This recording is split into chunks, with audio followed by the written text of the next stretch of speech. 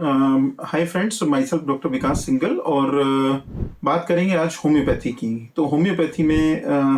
क्या दवाइयों से जो रिजल्ट्स हैं वो केवल एक प्लेसिबो हीलिंग है? क्या ये केवल एक फेथ हीलिंग है? क्या जो लोग होम्योपैथी में विश्वास करते हैं ये उन्हीं लोगों पर काम करती है? क्या ये एक साइंस है भी या नहीं है? क्या ये कोई मैजिकल साइंस है? या ऐसा बात करें कि होम्योपैथी में क्या हर तरह की बीमारी का इलाज संभव है? ऐसे बहुत सारे सवाल आप सभी ने कभी ना कभी अपने मन में या तो सोचे होंगे या आपने कहीं ना कहीं पढ़े भी होंगे, क्योंकि होम्योपैथी एक ऐसा कॉम्प्लीमेंट्री या अल्टरनेटिव सिस्टम ऑफ मेडिसिन है जो कि पूरी दुनिया के अंदर सबसे ज्यादा यूज किया जाने वाला second largest system of medicine हमें कहना चाहिए इसको। उस सब के बावजूद भी ऐसा क्या है जो अभी तक लोगों में ये अवधारणाएं या लोगों में ये इस तरह के जो मिथ्स हैं, जबकि साइंस इतनी एडवांस हो गई है और एडवांसमेंट ऑफ साइंस के साथ साथ होम्योपैथी में भी बहुत तरह के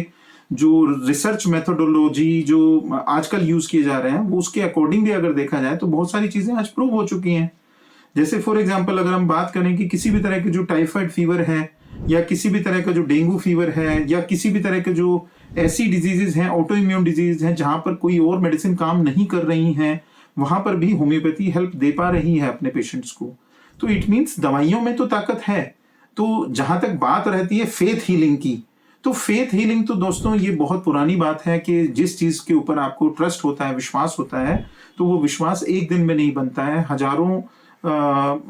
जो है वो घंटों की रिसर्च लगती है, उसको स्टडी किया जाता है। कोई भी साइंस है उसके ऊपर एक प्रॉपर एक स्टडी होती है। स्टडी होने के बाद कोई भी मेडिसिन अगर हमें होम्योपैथी में अप्रूव करानी होती है उसका एक प्रॉपर एक सिस्टम है, उसमें एक प्रॉपर रिसर्च के बाद ही हम लोग उस मेडिसिन को यूज कर सकते हैं। और प्लस एक सबसे बड़ी बात यहाँ मैं ऐड करना चाहूंगा कि होम्योपैथी में जितनी भी तरह की मेडिसिन यूज की जाती हैं, आपको जानकर बड़ी हैरानी होगी कि हमारी जो होम्योपैथिक मेडिसिन है इनका कोई भी ट्रायल जो है एनिमल्स के ऊपर नहीं किया जाता। इनका जो ट्रायल्स भी है वो सब ह्यूमन बींग्स के ऊपर, हेल्दी ह्यूमन बींग्स के ऊपर भी और सिक ह्यूमन बींग्स के ऊपर भी इनका ट्रायल किया जाता है। तभी हम लोग इसको प्रॉपरली मार्केट के अंदर उस पर्टिकुलर मेडिसिन को सेल करने की जो परमिशन है वो गवर्नमेंट ऑफ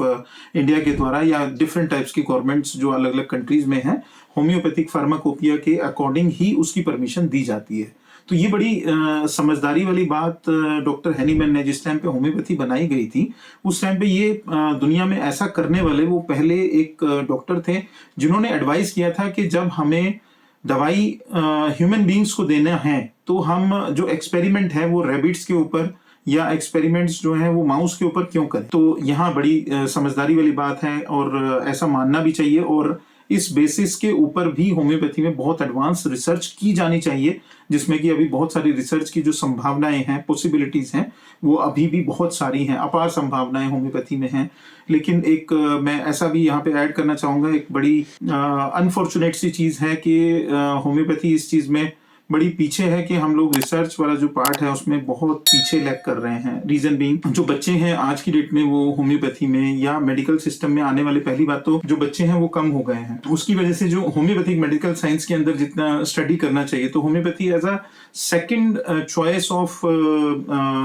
स्टडी ऐसा रहता है। जैसा एलोपैथी में पढ़ने के लिए बच्चे को एमबीबीएस करना है तो उसके लिए उसको बहुत ज्यादा इंटरेस्ट रहता है, बहुत ज्यादा क्रेज रहता है, जस्ट बिकॉज ऑफ उसके एलियोरमेंट्स अलग तरह के हैं। लेकिन होम्योपैथी में क्योंकि अपार संभावनाएं तो हैं, लेकिन क्योंकि बच्चों का इंटरेस्ट नहीं है कि हम नई चीज को एक्सप्लोर करें, जो एक ट्रैक बना हुआ है, सपोज एक ट्रैक आपका पीडियाट्रिक्स का बना हुआ है, तो बंदे को लगता है कि हम जो अपकमिंग जनरेशन है कि जो ऑलरेडी रिसर्च फील्ड है जिसमें काम हो चुका है तो हम उसमें काम करें और सीधा इनकम जनरेट करें। लेकिन होम्योपैथी में इस तरह की बहुत सारी जो संभावनाएं अभी भी बनी हुई हैं और मैं आज अपने इस वीडियो के माध्यम से जनरल पब्लिक को ये अपील करना चाहता हूँ कि एटलीस्ट आप अपने बच्चों को गाइड करें। और अगर किसी बच्चे का इंटरेस्ट होम्योपैथी में है तो नियर बाय में आप गूगल कर सकते हैं, आजकल तो फैसिलिटी है, तो अपने आसपास में देखें कि नीट के माध्यम से आप होम्योपैथी में किस तरह से एडमिशन ले सकते हैं और किस तरह से होम्योपैथी में जो अपार संभावनाएं हैं उसको यूज करके आप एक बहुत अच्छा करियर ऑप्शन